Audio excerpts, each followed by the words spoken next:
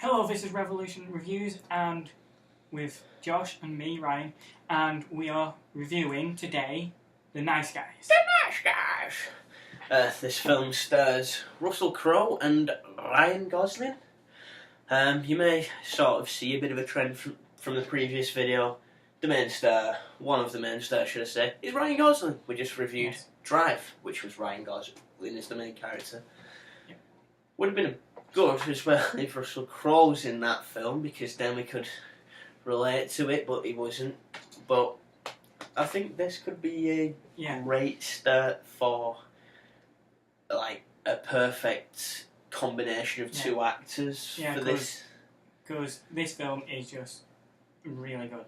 Yeah. It's just a really good film that I would definitely recommend to watch. It's not only very funny, but it's as good as a crime detective film as well. Well, mystery as well. Like crime, it's a mixture of three sort of genres, with like detective, probably like a subgenre. I wouldn't class it as a main genre. Right? So it's like two main genres and then a subgenre. Getting really into the film studies technical terms here. Yes.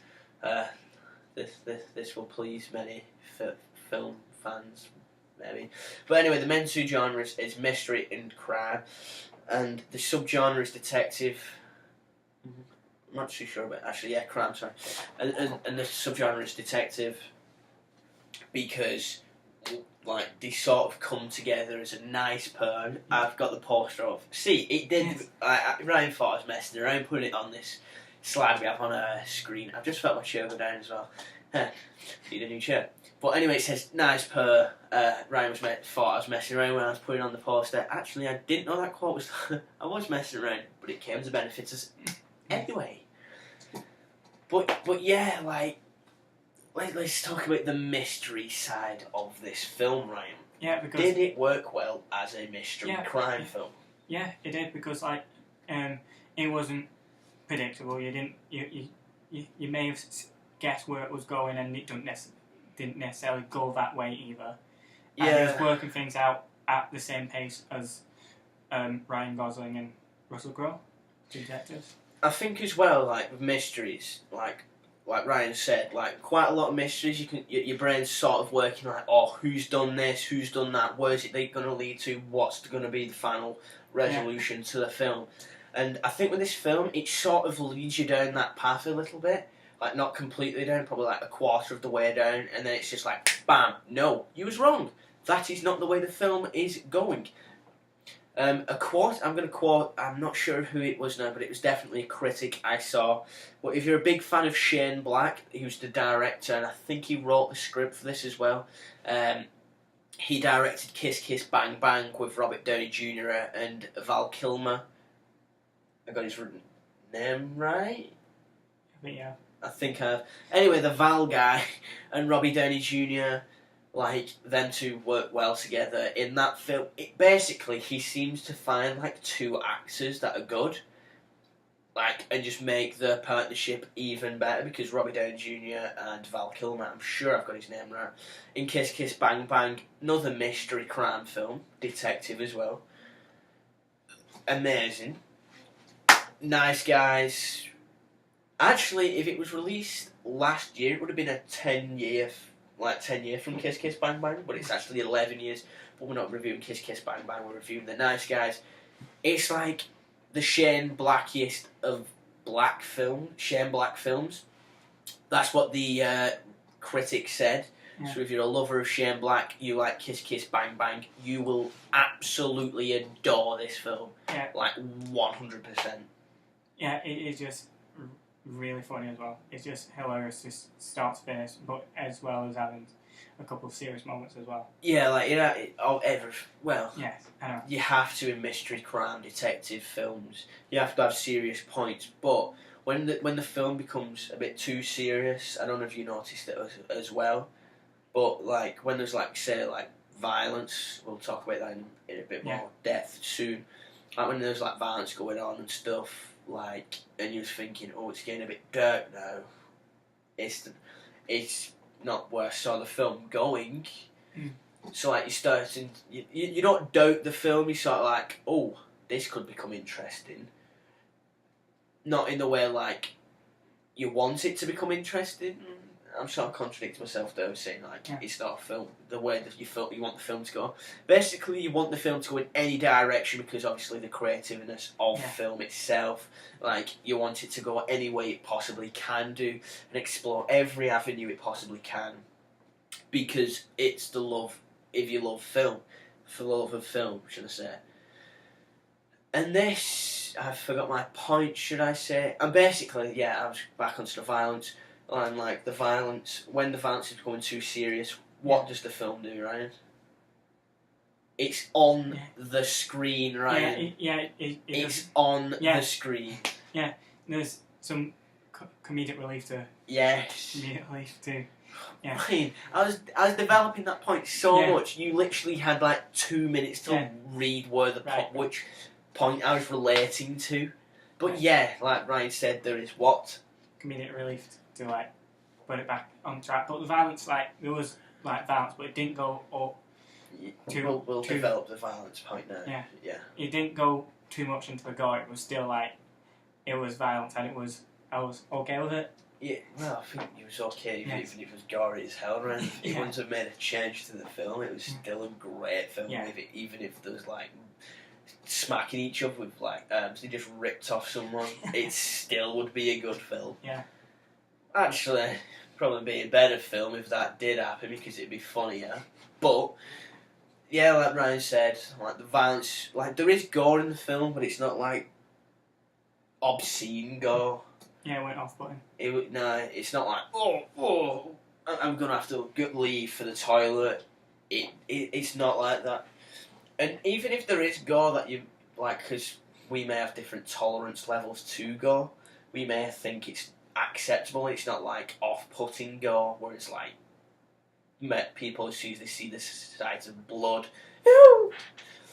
they're gone. Yeah. Like even if that was the case, as I was saying, like the gore isn't like constantly there. It's not like it doesn't constantly reappear in every scene. It's like little bits of the film, and when it does, it's just basically for comic relief, really. Yeah, and like I was gonna relate to the film. It's not a spoiler, that's what I'm gonna relate to because it was in the trailer. Like I'm gonna relate this to the gore bit. If you've not watched the trailer, go and watch it because it is in a couple of select cinemas in England because we did search it up before this because I was actually fancying going and watching it again. There was no cinemas that was local to me that I can just nip to. It was a good 50 minutes away. I think the nearest one was Manchester. Don't really want to just nip to Manchester just to watch a film, to be honest. Too much money. But basically, like, if you've not seen it, watch the trailer. If you like it, I'd advise going and watching it in your nearest cinema. Yeah. Like check if it's in your nearest cinema. If you live in Manchester, Liverpool, and many other cities across, it is still in there, like one screening. Like even if like it's at 12 o'clock at night, just go and watch it. Make sure you're safe though. Make sure you're safe. Ryan has a talent for sneezing like a duck. Yes. But that's irrelevant. Yes. So just go and watch it. Like watch the trailer and basically back to the gore bit. Sidetracking, come back. And basically, he's like trying to break into this house because Ryan Gosling's character, because he's a detective, obviously, because it's a detective film. He tries to punch through the glass. Yeah. Excuse me, and and it just looked at it like no. Like he puts a cloth around his hand, like basically because, like, he tries to, like, not hurt himself, but he does hurt himself because he like punches it, and he cuts his wrist open. And he basically is like, oh, that's a lot of blood, that's a lot of blood. It's like, there's blood. But it's, like Ryan said, it's used for comedy. It's used for comedy. Like, you sort of can look at it in like, sort of manner. But then you'll probably find yourself, more than anything, laughing at it because it's funny, it is funny. And it's like the comedy bits, like it wasn't just one set comedy, was it? Like No, it was just like it's all. We're all over the place, right? Because that makes the film sound bad. But like they just kept bringing in new like ways. Like there's like childish humour, and then there's like sort of jokes and stuff, and then there's like sort of. I wouldn't say it was like a comedy method that's used overly, but it was also in the trailer as well. You know where there's like two people and like one of them asks one of the others to chuck an object to them. Yeah. They use that sort of cliche, but it's not used that much. I think it was used a couple of years ago, like a good 5-6 years ago, quite on a regular basis in comedies, if I'm not mistaken. So they're sort of trying to pay homage to that. Yeah. I think because Shane Black's last film was like 10 years ago. No, it weren't. Sorry, it was Iron Man 3. Yeah, I remember. Like, film like The Nice Guy, should I say, was like 10 years ago. I think. Do not quote me on that. But yeah, anyway. And there's so basically there's two main characters that provide the main comedic elements of this film. I just realised one thing. We said it's a mystery, crime and detective. It's actually not. It's a mystery, crime, comedy / subgenre detective, because we've talked massively about the comedic elements of this film, and just now it's taken me this much time. It's taken me 11 minutes to figure out it's actually also a comedy. Yeah. But what is the other like comedic avenue they can pursue other than the two main characters, Ryan? Oh, the daughter of Ryan Gosling's character. Yeah, you're not attempting to pronounce her first name, are you? Yeah, Angourie Rice. Way! Yeah. Right. I'm not even sure if that's even correct, but that's how I personally would pronounce it anyway, so I'll back you up with that, right? Yeah. I'll give you a pat on the back, that's how I would pronounce it. But yeah, like she just makes the comedy of the film fresh, like new, not new, sorry, she like revitalises the film, like just when the film starts to be declining a little bit entertainment wise, like it's up here for entertainment. I know it went off camera. It's up here basically, off the chairs for like entertainment wise, in my opinion and Ryan's opinion. And when it starts to take a little bit of a dip, not like the British economy after the Brexit dip. Well, then again, it's coming back now, but that's politics and finance and boring stuff. It's irrelevant. Yeah. When it starts to like take a little bit of a dip, like she just gets brought in. Angourie gets brought in. Should I say? I shouldn't like objectify her saying she. Angourie gets brought in. Basically, Ryan Gosling's character's daughter. Sorry. Anyway, she just relates to Angourie. She gets brought in and she she probably like instead of like raising it back to where it was, she probably raises the bar even higher. Yeah, and it's not like she's just comic relief; she's actually useful in the plot as well. Yeah, she contributes to the film just on the whole. Yeah, I wouldn't say just comedic elements, as I was probably trying to just say there. I think you're sort of and also the relationship between Ryan Gosling and Laura Rice, like father-daughter relationship, was very good as well. Yeah, I think what they got like spot on with this film, like there's two main things I think they got spot on, is the relationships between the characters. Yeah. Because Ryan Gosling and Russell Crowe, done to like that partnership is done to perfection. Like it is hilarious, both serious and hilarious at the same time. Like they can be, and like action packs as well. Like Russell Crowe does like action scenes well. It's just an awfully good partnership. And then like Ryan was just saying, Angourie Rice and Ryan Gosling both come together as father-daughter relationship, and just what do they do to the film, Ryan? Just make it even better. Just make it even better. The partnerships between all the characters, I feel, even like the main villain of the film, for like the majority of the film, should I say? I've probably spoiled a bit there. Actually, no, I've not, sorry. Like the main villain for the majority of the film, actually for the film, should I say, is done well as well. Yeah.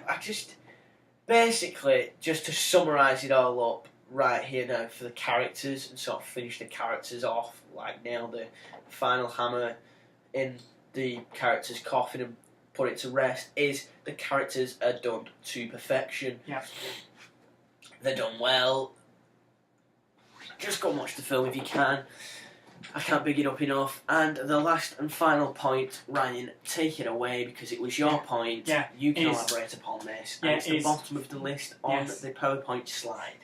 Yes, and just to redirect you to that point because you seem to struggle to see which points I was making an entranceway for you to come in for. Right. The setting of the film in like Hollywood and in the 70s would just use. Well, it was set in LA, Ryan. I don't think it was just set in Hollywood. It was set in LA as well. Los Angeles. Which Hollywood is in LA. But it was sort of set in Hollywood. Yeah. Anyway, take it away. Yeah. The floor is yours. Yeah, and it's my mum's book. Yeah, and it was just distinctive of the era. Everything that was involved in it was perfectly matched to the era, and as well as the environment. Basically, the era he's also talking about is the 70s. Just to clear that up. Yeah, and how LA was at that time, and perfectly represents the story that was going on and involved with the mystery. Yeah, like it basically rolled back the years. I think they used that in a marketing campaign or something for the film. Like they rolled back the years of Los Angeles and the areas they were shooting. Like basically made it into the 70s. Like obviously, me and Ryan wasn't alive in the 70s. And our parents don't really remember the 70s because they're probably young. Well, my parents was anyway, I'm not sure. Yeah. Yeah, they was. Well, yeah, both parents, I should have said, yeah, I don't know why.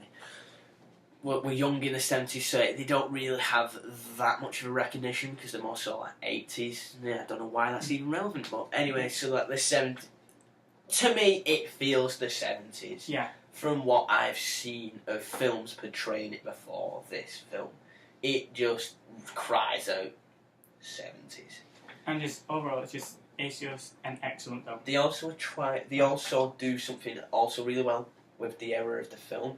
They avoid doing what some films slip into, but not all. I don't know if you know what I'm talking about, Ryan, but like they avoid present day references.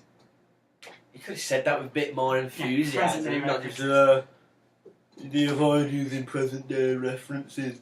Yeah, basically they don't fall into the trap where it's not like direct relations like in the films that do make this mistake, but it's just like subtle, like really subtle references where it's accidental, should I say, because like whoever writes the script or is the director / writes the script also just gets a bit I wouldn't say get distracted, just the vocabulary is more modern and they don't really they've not done well really adapting the script for the era it's based upon. Well, based in, yeah. Well, I'm based upon. And they sort of get little references to the future, to the present, not to the future. It'll be the future in the film's timeline. But from what I can remember, because it was a good month ago, we watched this film. Actually, yeah, it was a good month ago we watched this film.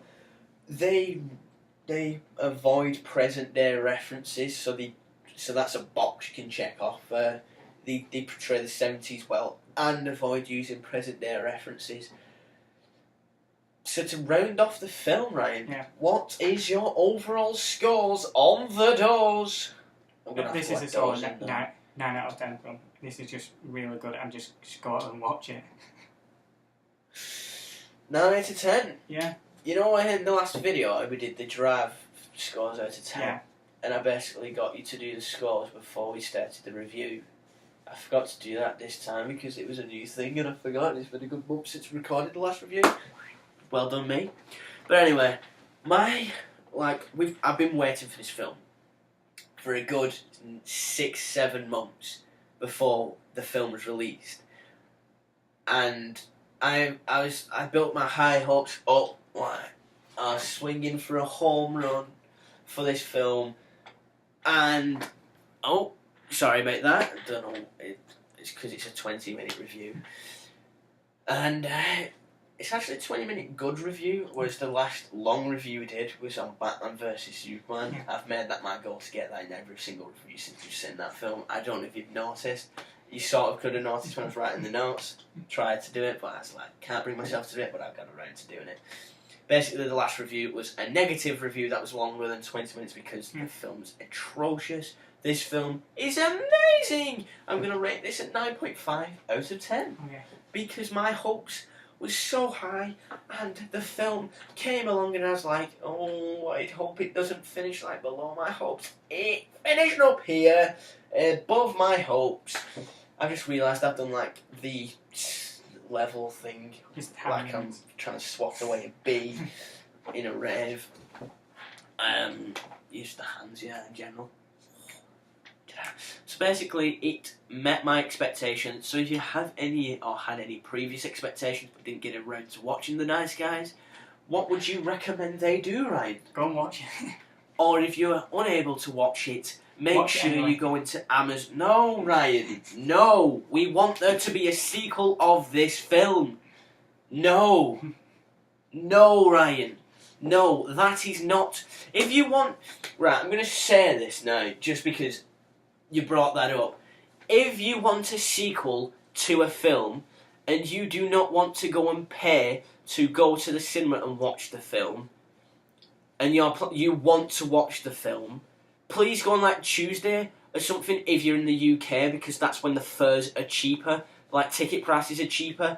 Please, if you're a big lover of the film,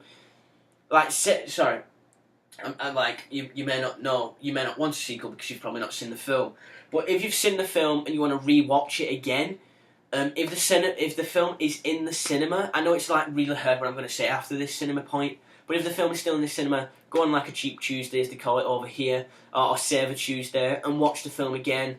Don't do what he does and go online and watch it illegally, and many other people do. Because if you really enjoy the film and want there to be a sequel, go and watch the film in the cinema if it's still there, because that supports and adds money to the overall gross of the film, like worldwide gross, and basically sort of just destroys any like doubt of there being a sequel to the film because of how well it does on the box office, aka the film I'm going to reference now that got destroyed by online piracy and people watching it on like websites and stuff is Kick-Ass 2. Everyone well, I'm not saying everyone because I don't speak for everyone on their behalf, because it's a freedom of speech country / world. Everyone can have their say. But my say is I definitely wanted there to be a Kick-Ass 3 because I loved Kick-Ass. I loved Kick-Ass 2. But because the piracy was so much in that year, and like